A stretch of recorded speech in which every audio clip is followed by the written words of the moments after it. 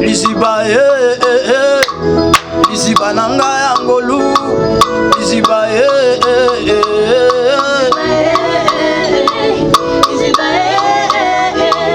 Liziba nanga yangolu Liziba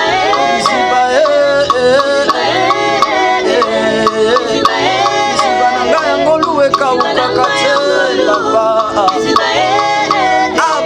aba papa mutima nange kuganga aba papa mulimo mwana somba mina makila aba papa mulimo moto nanga ekanga pona yo Yesu we ezali yo ezali yo Yesu we maoyo bakenda liboso yonde sekele na bango maoyo balongaki ndoki ya libota yonde sekele na bango maoyo basala makambo ya minene na Kongo yonde sekele na bango bongo yaya Yesu we mayanga besekele bongo yaya Yesu we mayanga besekele nayemba sekele yanga sekele yonde sekele nanga sekele yanga sekele na bomba na motema sekele yanga sekele. Shalom, peuple de Dieu, bien-aimés dans les Seigneurs. Ici, quand nous sommes au Landabiso, laisse que la paix du Seigneur et à la partage na bino. Soyez les bienvenus dans ce programme de rendons gloire à Dieu. Et ce programme où tout sali ango pongana bino tout poussana na trône ya Nzambe pour na ko adorer. Je sais que tant que tu as un problème, il y aura toujours des souffrances. Mais la Bible dit que le juste vivra par la foi. La Bible est encore de rajouter que celui qui persévérera jusqu'à la fin sera sauvé. Je t'encourage de persévérer, de venir dans la présence de Dieu, de persévérer à adorer Dieu. Mets toujours ta confiance à Dieu. Je sais qu'il agira. Oui, tu peux commencer dans la souffrance, demeurer dans la souffrance, mais tu termineras ta course sur cette terre dans la gloire. Moi, je le crois. Parce que la Bible dit, vaut mieux la fin d'une chose que son commencement. Je crois qu'avant aucun de la Simeon, qui nous amba pour visiter, bientôt là, le Dieu de la Bible a réalisé. Yango moni bitumbe telemi makasi, yango moni ba problème ezo telema. Nde wapi bitumbe koma kama makasi wapi onkola mitali saka. Potango basangana nde wapi mayele na bango to makasi na bango esilaka. Na bondeli Nzamba longisa yo. Na bondeli Nzambe na ngana lobi Nzamba longisa yo. Na problème wana o osili makasi zo mona lisute okubanda wapi kosuka mais je prie à Dieu. Nzambo alongisa Daniel quand il était faible. Nzambo alongisa Pierre na prison. La Bible déclare il est devenu faible, il ne priait même pas, mais pendant la nuit l'ange l'a visité. Tu as été ange en Zamba visité. Amen. Oui, comme d'habitude, nous allons commencer par l'exhortation. Tu peux encore ouvrir ta Bible dans le livre des Psaumes.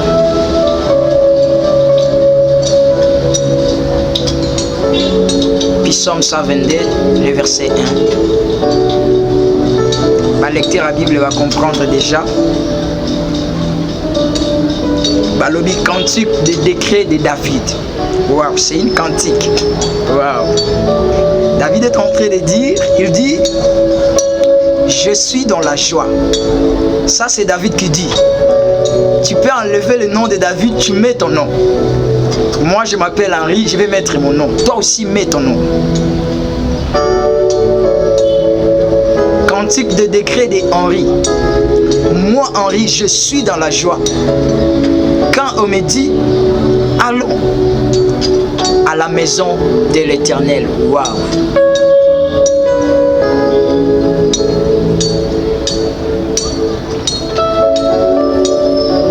Voilà des choses qui a poussé à Dieu d'appeler David l'homme selon son cœur.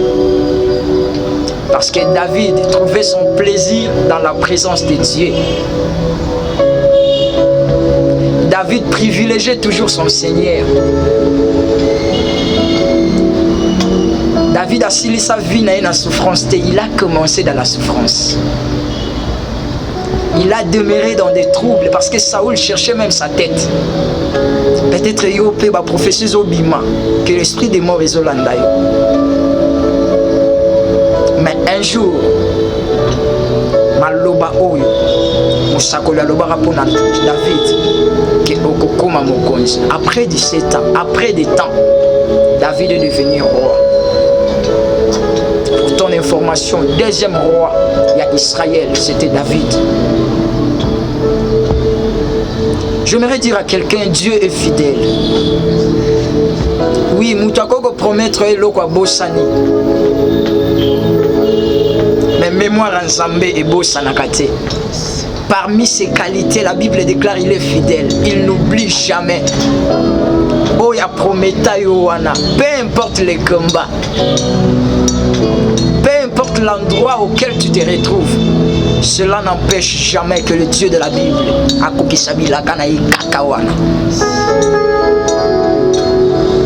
David est en train de dire que moi, David, je suis dans la joie. Quand on me dit, allons dans la présence de Dieu. Pourquoi tu négliges la présence de Dieu? Parce que tu as des problèmes.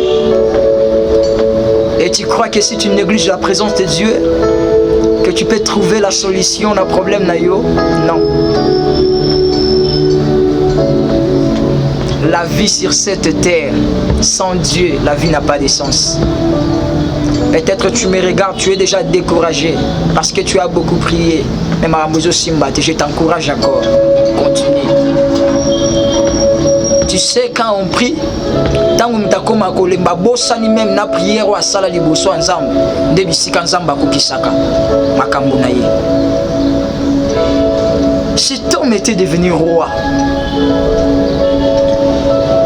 Mais ce qui m'étonne, il trouvait son plaisir na kati ya royauté na yete. Lelo to mona rabatu azane sengwa ko inventer biloko na ye mituka bambongo. Il trouve son plaisir à kokende bakikole. Ya kokende na babisika ko fete ya ko sepela ko lia mbongo na ye. Ndenge lo bat bakoma ofanda ne lenge sepela na bolenge na yo. Mais David est en train de dire ce qui fait la joie de mon cœur, c'est quand on me dit allons dans la présence de Dieu. Et je pose la question de savoir pourquoi David disait ça. Pourquoi David trouvait son plaisir dans la présence de Dieu. Parce que David a compris que tout ce que je suis devenu aujourd'hui, c'est grâce à Dieu. C'est pas l'effort de mes parents. Parce qu'à l'âge de 17 ans, moi, David, j'étais dans la brousse. Je n'ai pas même eu l'opportunité, l'occasion d'étudier. Parce que batika kinga na zamba, je pensais que Vinamie Sukaka Kuna. Mais il y avait un Dieu au ciel qui pensait à moi. Oya sala déjà projet à malamu ponanga. Et grâce à lui, moi David, na longwe na zamba, na komi onasa. Et comment na koko zalengra na présence na ye. Comment na koko zalengra na présence na ye. Voilà la raison et bande ko sala David a poussé dans la présence en Zambie.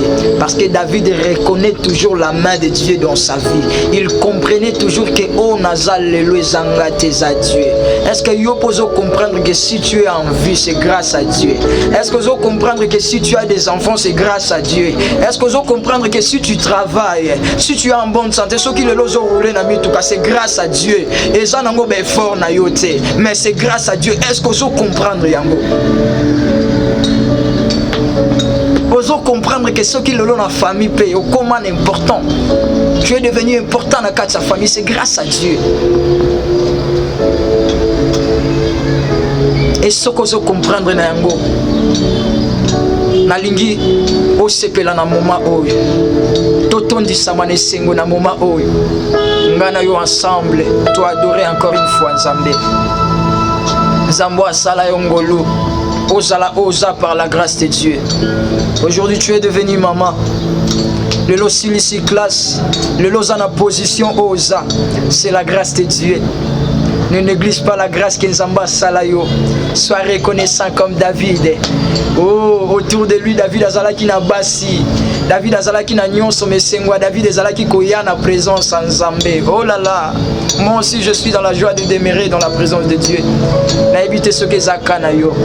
Et ce que ozana esengo na lingo banda déjà kotombola kombo en Nzambe. Oh. Oui, rejoins-moi. Est-ce que tu peux commencer à élever le nom de Jésus? Commence à élever ce nom-là merveilleux. Oh, dis Seigneur, je t'élève. Wow, parce que tout ce que je suis devenu aujourd'hui, c'est grâce à toi. Est-ce que tu peux lui dire? Ce sont des raisons qui ont poussé à Dieu d'appeler David l'homme selon son cœur. Parce que David était reconnaissant. David était reconnaissant. David confessait toujours que sans l'Éternel, oh, qui me protégera? Sans l'Éternel, mais Saoul a bomanga kala. Sans l'Éternel, mais n'a commis on a saté. Est-ce que toi aussi tu le sais ça? Que si tu es devenu ce que tu es devenu, c'est à cause de ce Dieu-là. Commence à élever ces noms-là. Oh, tango yo la kaya la rate pour na kobatse la yo. Seigneur, que ton nom soit élevé. Il est écrit, il y a les salis en aucun autre nom si c'est pas ton nom. La Bible est en train de nous firmer qu'il y a les salis en aucun autre nom. Oh, dans ton nom éternel Dieu tout tu es, la paix, le bonheur, la joie réside dans ton nom. Kombo mokote batato la lokola kombo na yo. Kombo etona na mpifo. Kombo etona na nguya. Ne t'arrête pas, commence à adorer Dieu. Tu peux te prosterner là où tu es. Tu peux t'agenouiller, tu peux même dormir. Oh, banda ko adorer ye, banda ko tombola ye. Alléluia. Okola moyembi azo embalbi na boka kofanda kinyate. Soki ba otanga kombo a Jésus moteme pelaka nga moto. Alléluia. Alléluia. Alléluia. Alléluia. Ne t'arrête pas, commence à élever ce Dieu-là. Commence à élever le nom de Jésus. Alléluia. Atomboama. Jésus, Jésus. Jésus. Jésus. Jésus. Tomboama. Tomboama. Tomboama. Sois élevé. Ne t'arrête pas, continue à élever le nom de Jésus. Oh, je suis dans la joie de demeurer dans ta présence. Azane sengwa kobele mana présence na yo.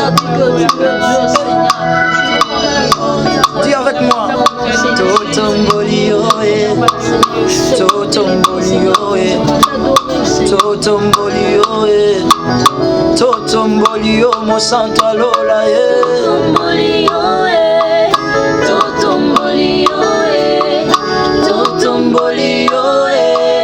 Totomboli oe.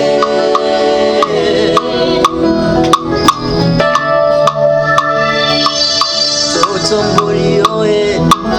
Totomboli oe. Totiki banda kopamba te. Soki toyawa toye kotombola yo. Totomboli oe. Yawe nanga. Totomboli oe. Nikola malade. Totomboli oe. Nikola kozanga. Totomboli oe. Est-ce que tu peux bouger? To sanzoli oe. To sanzoli oe. To sopi mitema na présence na yo. Yesu to sanzoli yo.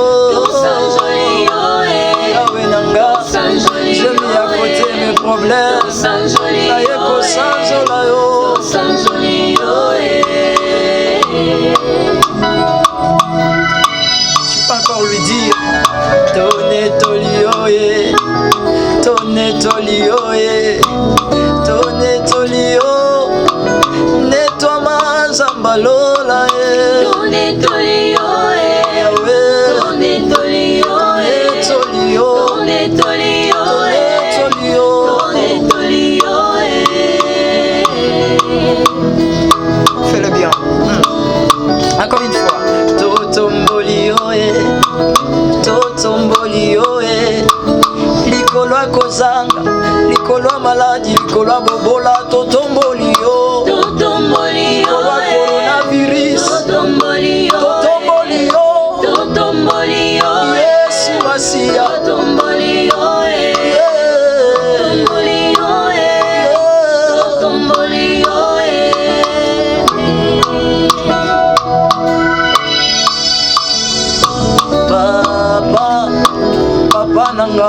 nayembeli yo papa papa nanga nayembeli yo papa papa nanga nayembeli yo papa nanga nayembeli papa nayembeli yo papa nanga nayembela bato naza eloko te papa nanga nayembeli nazimukana koyembela papa nanga nayembeli nabanga bitumba te po papa nanga azali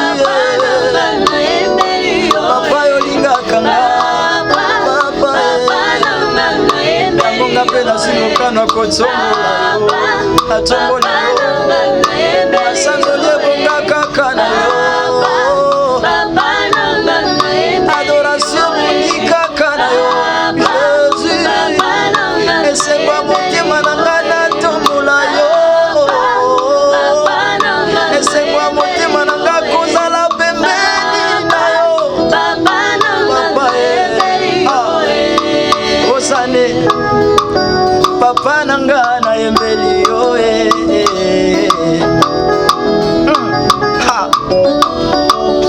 osana ye ata makambo ezosimba te nazotombola yo kaka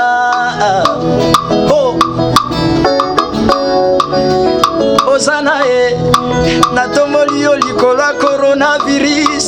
Tu t'appelles Rafa, le Dieu qui guérit toutes sortes de la maladie. Osana ye mawe jawacha mawa kuimbila wewa osana osane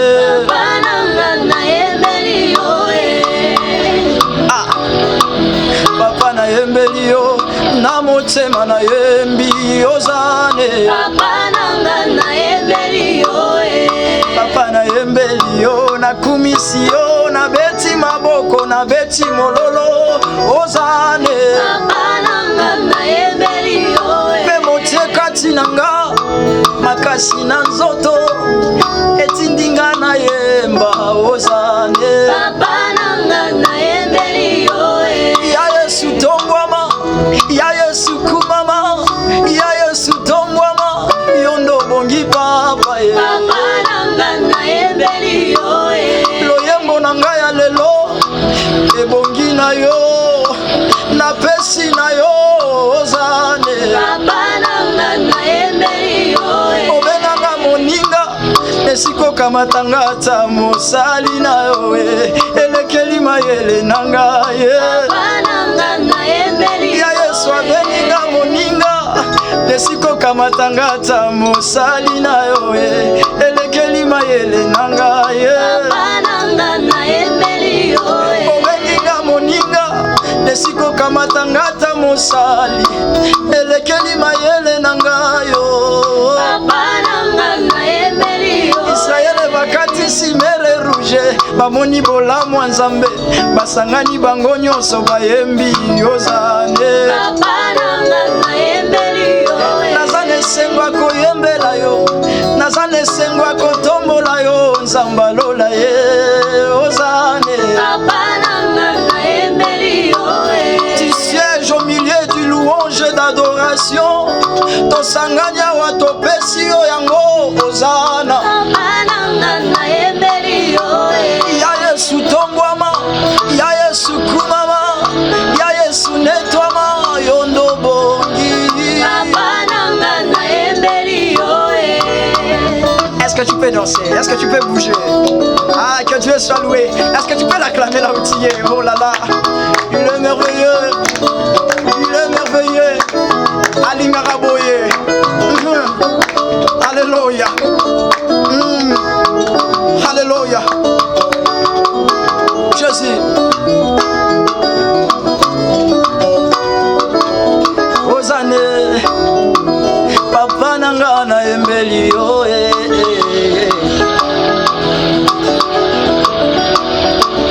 Osana ye ata makambo ezosimba te nazotombola yo kaka Osana ye mawe jawacha mawa kuimbila wewa Osana Osane Papa nanga na embeli yo nzina ebongaka na matoya oyo afandi na ngwende ozane papa nanga nayembeli yo sola papa na mwana ebongaka na matoya inkonite nayembi ozane papa nanga nayembeli yo obeninga moninga esikokamatanga ata mosali na yo elekeli mayele na ngai papa nanga nayembeli yo yango na netoli yo na ntina Yesu ya bolamu osaleli ngai okufelanga na ekulusu papa nanga nayembeli yo yango na bineli yo na netoli yo na sanzoli yo yo ndo bongi papa papa nanga nayembeli yo yemba ozana Hosanna yemba ozana Hosanna yemba ozana Hosanna yemba ozana Hosanna yemba ozana Hosanna yemba ozana Hosanna okoti na Jerusalemi Hosanna batandaki mandalala mpona yo bayembaki ozana ye na mwana na Dawidi motema na ngai endimi yo nde mokonzi avi na ngai nafongoli ekuka motema kota okamba okonza kelelo na Yesu na beti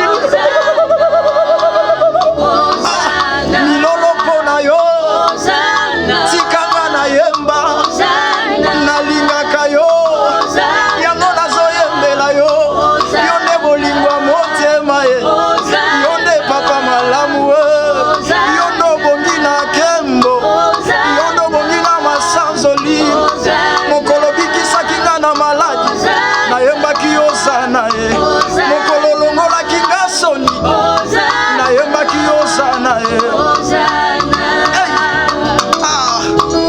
Est-ce que tu peux danser pour la gloire de Dieu? Oh, Jésus. Alingaka boye. Que Dieu te bénisse yo zobina na ndako.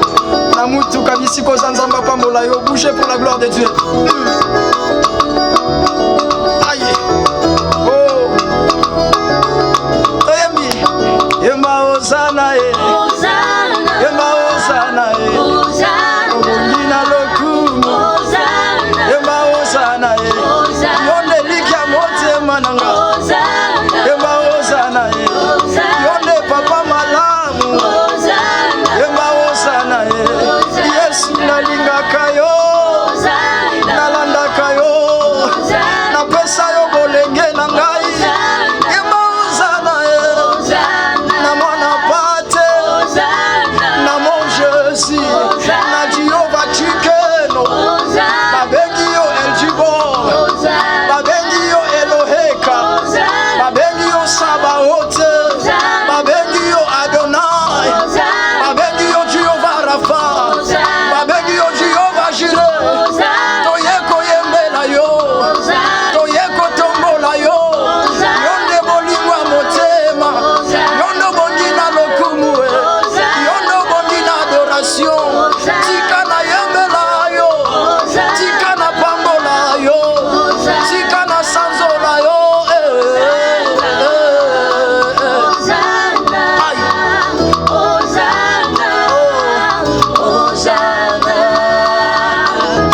Ozane, ozana moyo wani.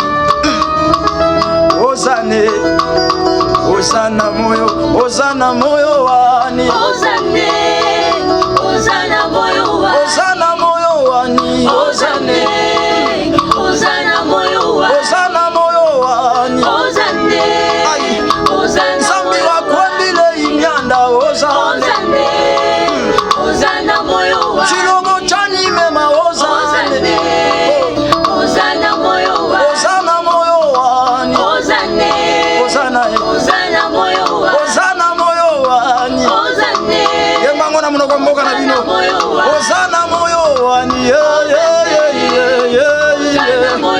Ozana moyo wani. Aïe. Ozana moyo wani Ozana moyo wani. Aïe. Ozana moyo wani Ozana moyo wani. Yeah, yeah, yeah, yeah. Ozana moyo wani Ozana moyo wani. Ha. Ozana moyo wani Ozana na nzamba bomo. Yeah, yeah, yeah, yeah.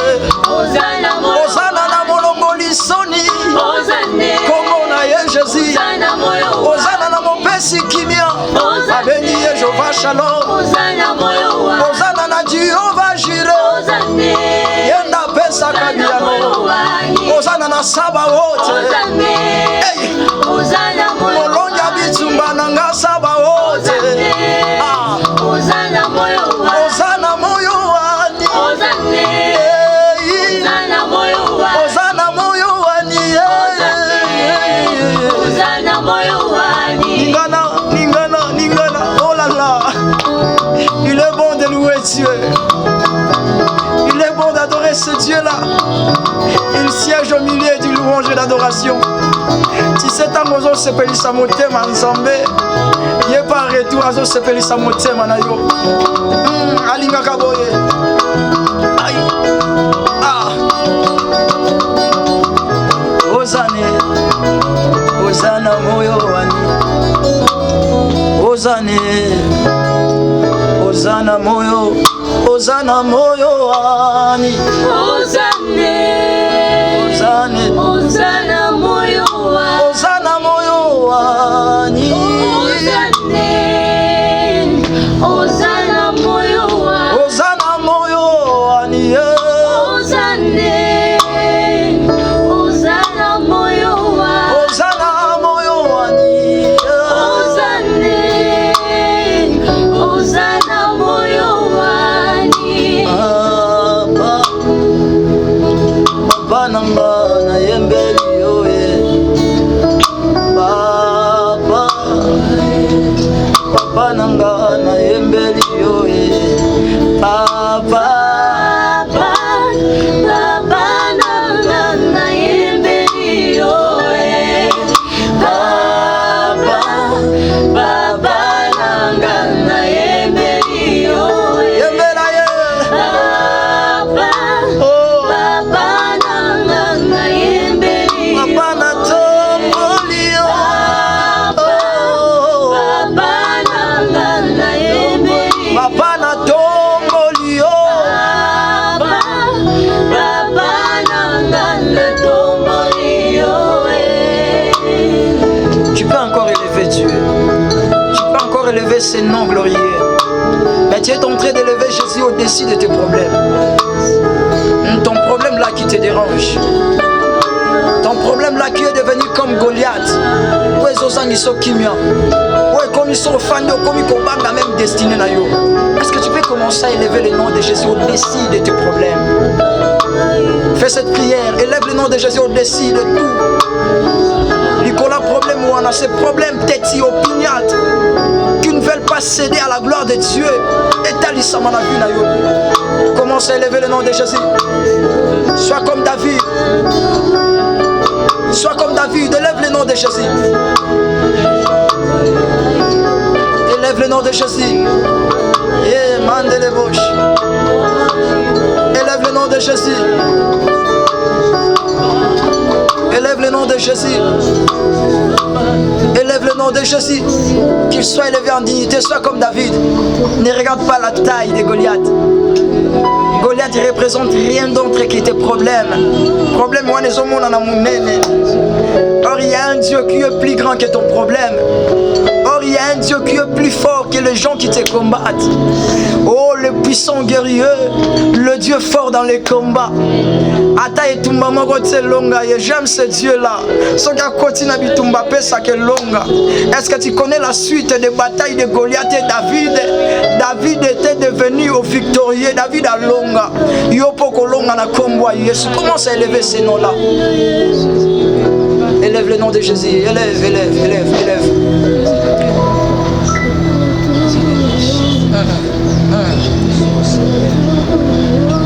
Yahweh, Yahweh, Yahweh, Yahweh, Yahweh, Yahweh, Yahweh, Yahweh, Yahweh, Yahweh, Yahweh, Papa nangu zali zambe. Yahweh, Yahweh, Yahweh, Yahweh, Yahweh, Yahweh, Yahweh, Yahweh, Yahweh, Yahweh, Yahweh, Oh, Papa nangu zali zambe. Yahweh, Yahweh, Yahweh, Yahweh, akumisi monena Jésus. Yahweh, Yahweh, Nzambe na lola, natatoli ozali Nzambe nanga. Yahweh, Yahweh, Yahweh, Yahweh, Yahweh, Yahweh, Yahweh, Yahweh,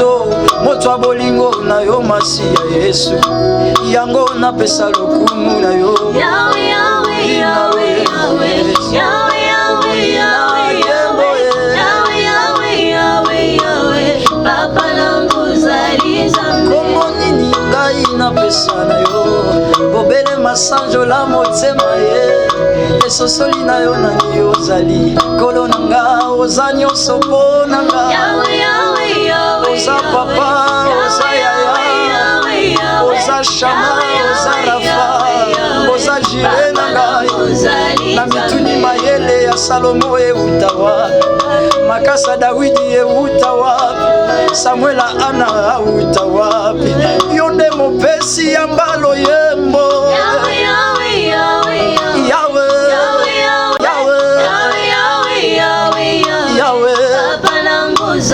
Israele na kati ya desert basalaki nyoka soki moto ataleli yango mpe abika nga mpe lelo natomboli yo Nzambe bomoi na nga ebika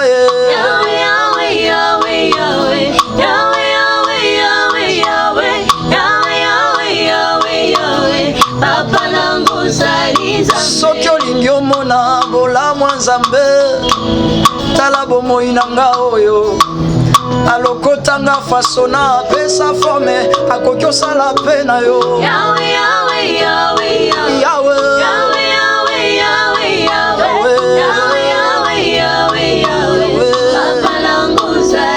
mokili pasi mokili molunge mokili moto liziba na mai nazwana wapi nazongeli yo liziba na bongo yo ndopesa kimia na motema ye babengi yo Jova Shalom Estal tapeda mon cœur Yahweh kumama Yahweh kumama Yahweh kumama ozali Nzambe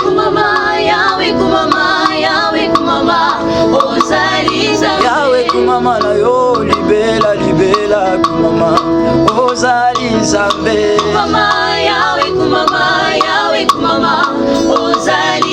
Yahweh kumama Yahweh kumama Yahweh kumama motema na ngai eza ya yo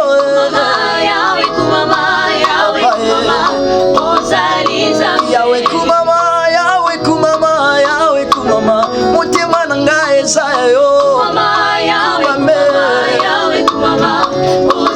nalingaka yo koleka yango na beteli yo maboko Yahweh kumama na yo nalingaka yo koleka yango na yembeli yo loyembo Yahweh kumama na yo tosangani lokola moko balepre na présence na yo toye koloba na yo twasakidila mobali alibala seyo mosusu aza te fongola motema na nga omona bakomi je t'aime Jésus je t'aime de tout mon cœur oh mosantu kumame kumama na yo kumame lelele kumama Nzambe ya motema na ngai kumama lelele kumama esengo ya motema na ngai kumama lelele kumama Nzambe oyo natiela motema kumama lelele kumama esengo ya motema na ngai kumama lelele kumama eliki ya motema na ngai kumama lelele kumama Nzambe motema na ngai ai oh ah liziba liziba na ngai ya ngolu liziba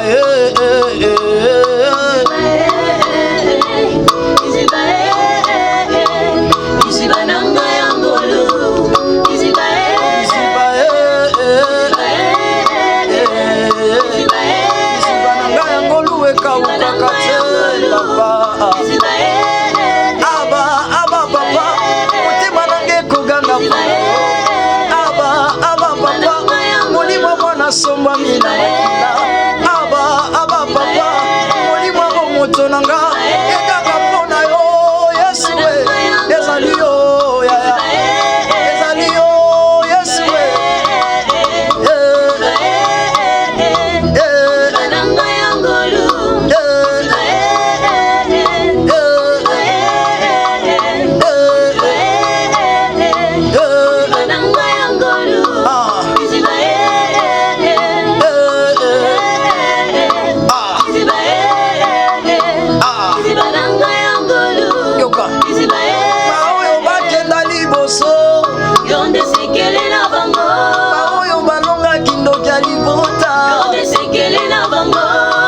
basala makambo ya minene na Kongo bongo yaya Yesu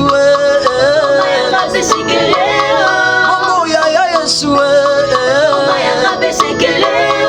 nayemba yonde sekele nanga nabomba na motema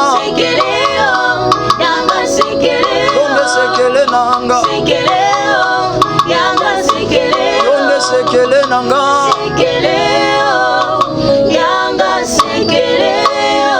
sekele nanga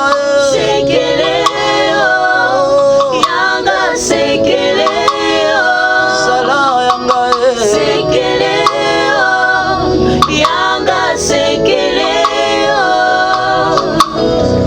le secret de David n'était rien d'autre que de venir dans la présence de Dieu, de demeurer dans la présence de Dieu. Mon secret c'est Jésus.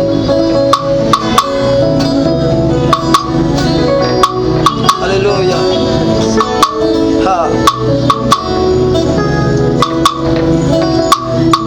Merci. Que Dieu vous bénisse. Merci de demeurer avec nous. C'est bien moi, votre frère, adorateur par la grâce de Dieu, Henri Desgrâces, Moadi. Et ensemble avec les groupes Sifa Musique, Sokyo Simbami, tu peux nous appeler dans le numéro plus 243 89 93 065 69 plus 243 89 93 065 69. C'est notre numéro sur Facebook, Kokokoma Henri Moadi, adorateur Henri Moadi, adorateur Henri Moadi. Ce continue d'invitation Toko Yamba et puis Toko Solola. Et je pense que Dieu nous fera grâce. Toko Mounana à la prochaine numéro. Laisse que Nzambe oyo uti kotoka na koadorer kotoka na kokumisa que ce Dieu la puisse te bénir. Amen. Nzambe wana se souvenir na yo, Nzambe wana amona yo, kimia ya Nzambe ezala partage na biso na kombo ya Jésus. Tomonani à la prochaine.